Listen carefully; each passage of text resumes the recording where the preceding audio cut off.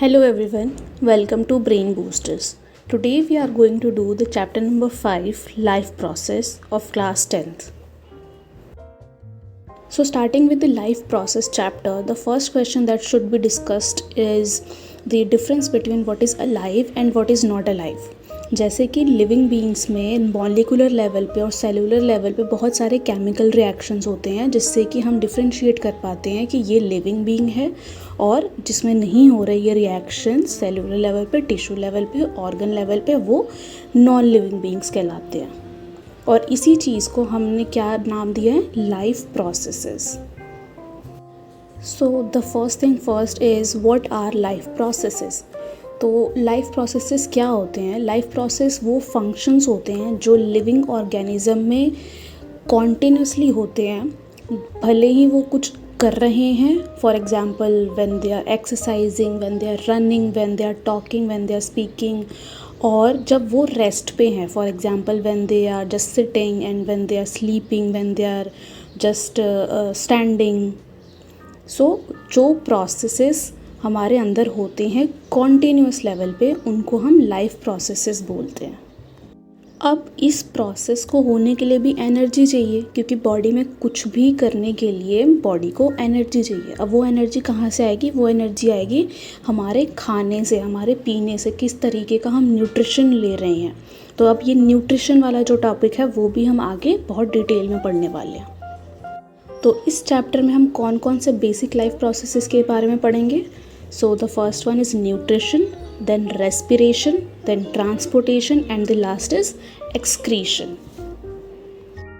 Now here we can see the short definitions of each of the life processes. These questions are basically come in exams for 1 or 2 marks. So I'll just read it for you because we are going to do each one of them in detail later. So the first one is nutrition. It is the process of taking food by an organism and its utilization by the body for life processes. And what is respiration? It is the process by which food is burned in the cells of the body with the help of oxygen to release energy. तो यहाँ पे energy release हो रही है। Transportation, process by which food, oxygen, waste products are carried from one part of the body to other. And last is excretion, that we all are aware of, is the process by which waste products are removed out from the body. So here comes the first one, the nutrition. What is a nutrition?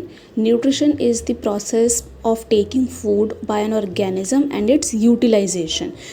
जो organism है वो उस food को consume कर रहा है और उसकी यूटिलाइजेशन किस लिए हो रही है? For the growth and repair for the damage part of the body and for energy. Energy is main here. The 3 things are happening. First the growth, second the repair of the damaged part, and the third is energy. So the life on earth depends on carbon based molecules, and most of the foods are also carbon based. For example, the raw materials which we consume in our food, the water, the air, they all contains carbon in it. So as we already aware that there are 2 mode of nutrition. The first one is autotrophic and the second one is heterotrophic. तो यहाँ पे हम इन्हीं दोनों mechanism को और detail में पढ़ेंगे.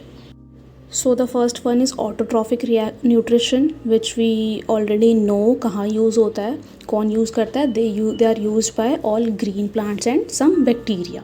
अब यहाँ क्या होता है, यहाँ पे ये जो प्लांट्स हैं और जो बैक्टीरियाज हैं वो अपना खाना खुद बनाते हैं by using the inorganic substances like carbon dioxide and water in the presence of sunlight and chlorophyll. यहाँ पे ये रिएक्शन दी हुई है. This is the all time reaction which we are studying, I think, from very middle classes. So this reaction is also very important here. So what exactly happened during these events? The first one is the absorption of light energy by chlorophyll. Chlorophyll जो है वो light energy को absorb करता है, and then the light energy is converted into the chemical energy and splitting of water molecules into hydrogen and oxygen. इसकी reaction भी है. And the last one is reduction of carbon dioxide to carbohydrates. अब यहाँ पे एक चीज़ note करने वाली है दैट दीज प्रोसेसेस जिस सीक्वेंस में यहाँ लिखे हुए ज़रूरी नहीं है हर एक प्लांट में इसी सीक्वेंस में ये सारे प्रोसेस होंगे. For example the plants which are grown in deserted areas, वहाँ पे ये प्रोसेस अलग तरीके से होते हैं because of the climatic situation. अब हम जो इतने टाइम से बात कर रहे हैं कि carbon dioxide is necessary for all the life events, तो यहाँ पे हम समझेंगे कि प्लांट उस कार्बन डाइऑक्साइड को एक्चुअल में कैसे ऑब्टेन करता है. तो यहाँ पे मैंने स्टोमेटा का डायग्राम दिया हुआ है जो कि हम पहले भी प्रीवियस क्लासेस में पढ़ते आ रहे हैं. तो स्टोमेटा क्या होते हैं? First they are the tiny pores present on the surface of the leaf. अब यहाँ क्या होता है? यहाँ पे गैशियस एक्सचेंज होता है for the process of photosynthesis. और ये कहाँ कहाँ हो सकता है प्लांट के कौन कौन से पार्ट्स में? स्टेम में, रूट में और लीव्स में. अब क्योंकि प्लांट इन्हीं स्टोमेटा की वजह से बहुत सारा वाटर लूज़ भी कर सकता है, तो इसी वजह से जब प्लांट को कार्बन डाइऑक्साइड की ज़रूरत नहीं होती तो ये स्टोमेटा के पोर्स क्या हो जाते हैं? वो बंद हो जाते हैं. जो सेंटर में स्टोमेटल पोर है वो क्लोज हो जाता है and then when they are required they open it. तो जो फर्स्ट डायग्राम है वो है open stomata and the second one is closed stomata. और ये closing and opening of stomata का फंक्शन कौन परफॉर्म करता है? वो करते हैं द गार्ड सेल्स. और ये कैसे होते हैं? The guard cells swell when water flows into them. और जो गार्ड सेल्स होते हैं उसमें जब पानी अंदर आता है तो गार्ड सेल्स क्या हो जाते हैं? वो स्वेल हो जाते हैं. उसकी वजह से जो स्टोमेटल पोर होता है वो खुल जाता है एंड वाइस वर्सा जब उसको पानी रिलीज़ करना होता है या फिर जब उसको स्टोमेटल पोर को क्लोज करना होता है तो वो श्रिंक हो जाते हैं. गार्ड सेल्स श्रिंक हो जाते हैं. अब यहाँ पे स्टोमेटा का फंक्शन है, दो इम्पॉर्टेंट फंक्शन है. एंड माइंड यू इस चैप्टर में हम जितने भी प्रोसेसेस के बारे में पढ़ रहे हैं, लाइफ प्रोसेस के बारे में या फिर प्लांट के, और आगे हम ह्यूमन सिस्टम के बारे में पढ़ेंगे, तो उन सब के सिस्टम के फंक्शंस पता होना बहुत ज़रूरी है.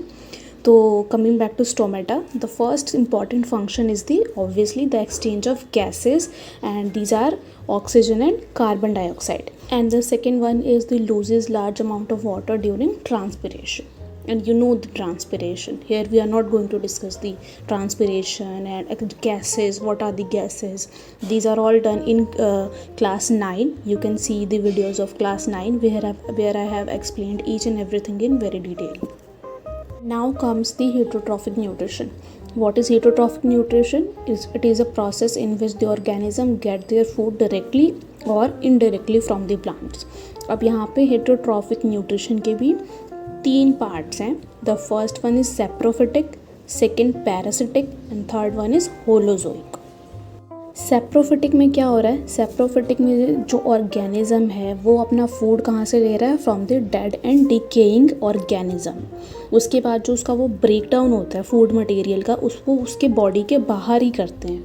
मतलब वो पहले एब्जॉर्ब नहीं करते, वो पहले उसके फूड मटेरियल को ब्रेक डाउन करेंगे बाहर ही and then they absorb it. इसके एग्जाम्पल में है mushroom, bread mould, yeast and some bacteria. And the second one is parasitic nutrition. We are all aware about it. These are the organisms which get their food from living organisms without killing them. They make host.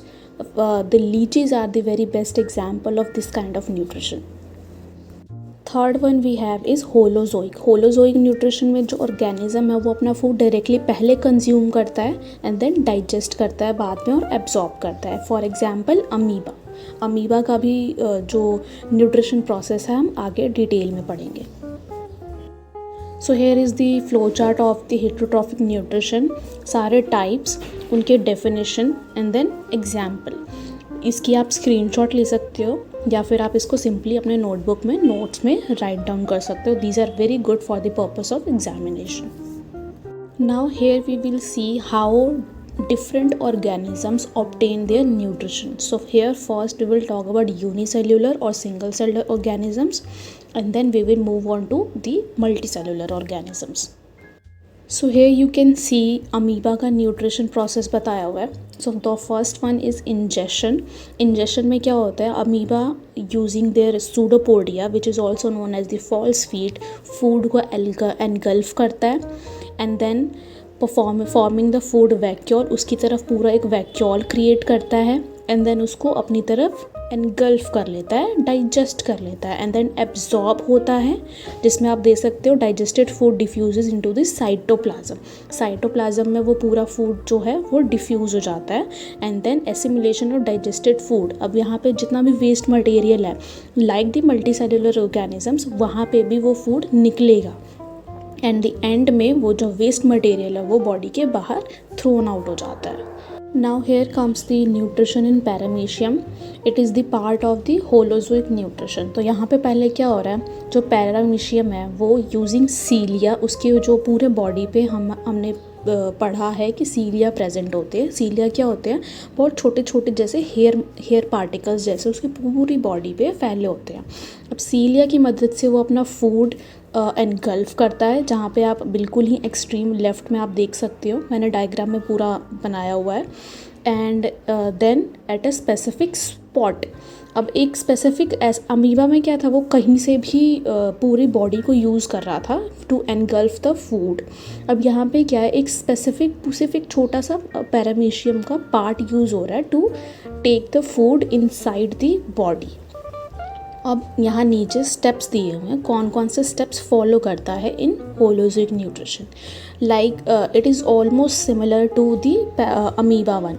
So the first one is ingestion, then digestion, absorption, assimilation and egestion. ये process हमेशा इसी sequence में चलते हैं.